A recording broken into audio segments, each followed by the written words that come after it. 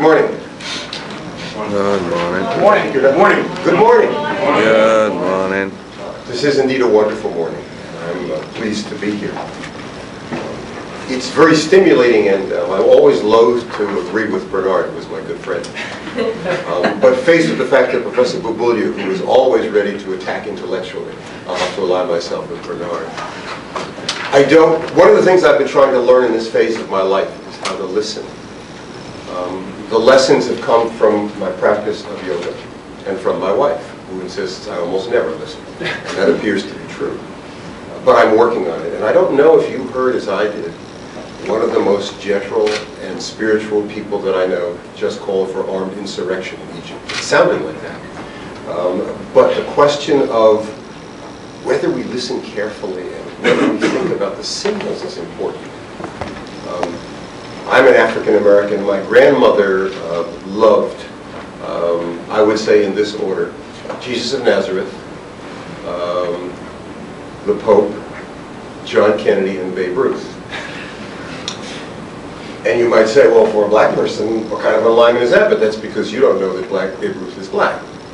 And an article of faith among many black folks when I was growing up was, he's an orphan, he's found on the steps of an orphanage, and look at his face. As a symbol, it was kind of important, and there were spirited debates about that.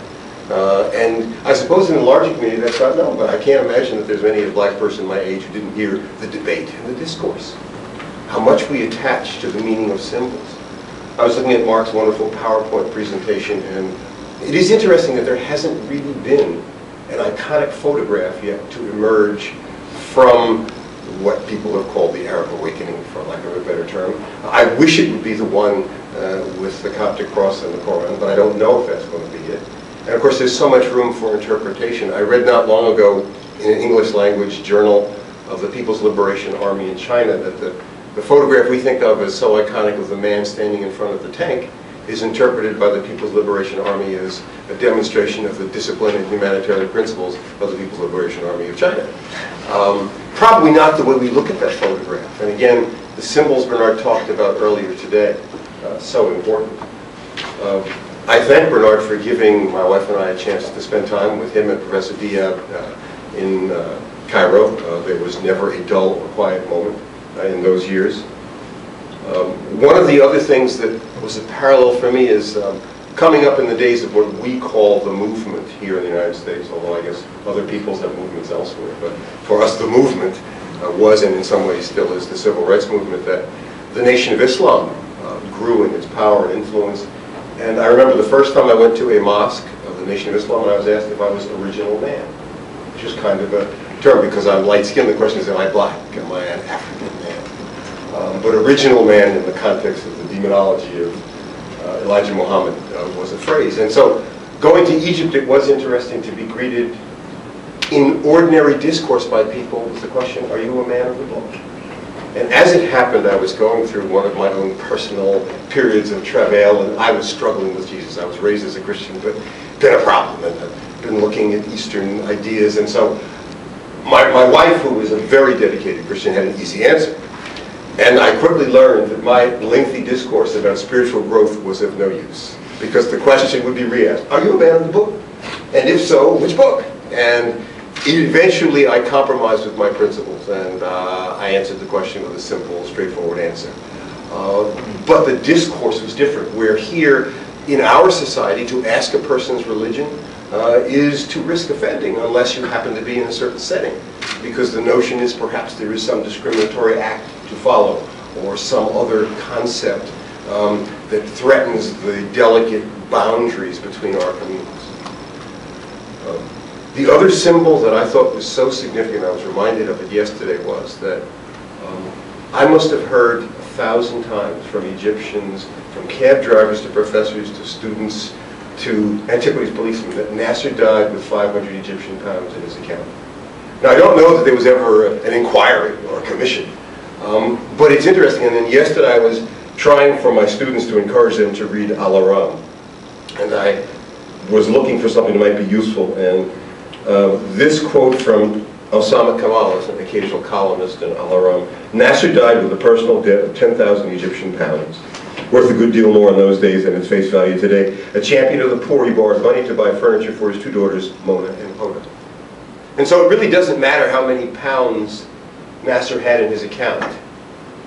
It matters that there's a widespread perception that he wasn't a thief like many other leaders. And here it's complicated because I suppose we could be talking about the Middle East, which is a wide swath of humanity, or we could be talking about the Arab world, which is a subset, or we could be talking about the North African segment of the Arab world.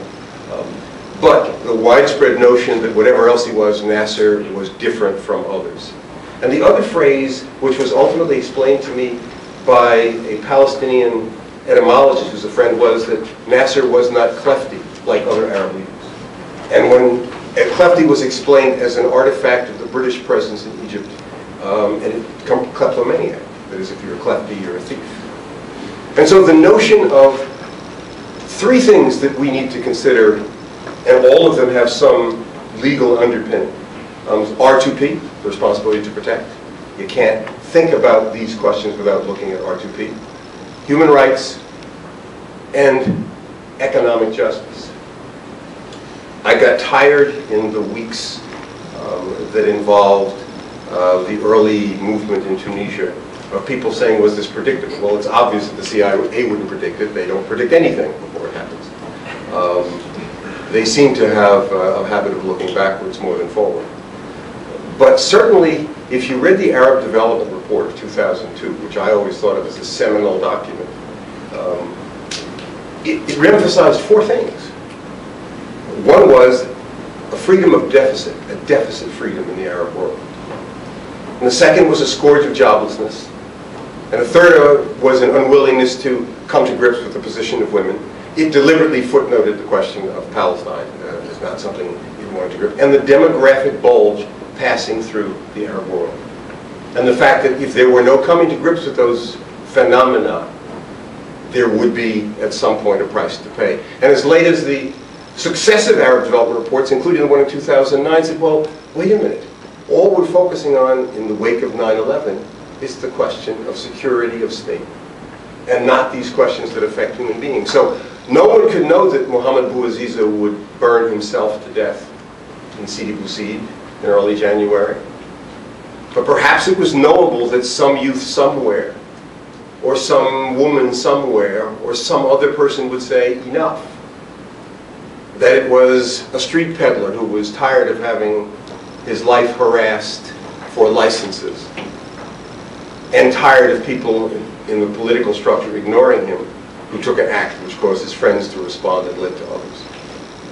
But the notion that somehow we can stand by and watch a whole region full of human beings denied freedom, denied jobs, denied gender equality, and growing in number, and think there will not be a consequence, strikes me as naive at best.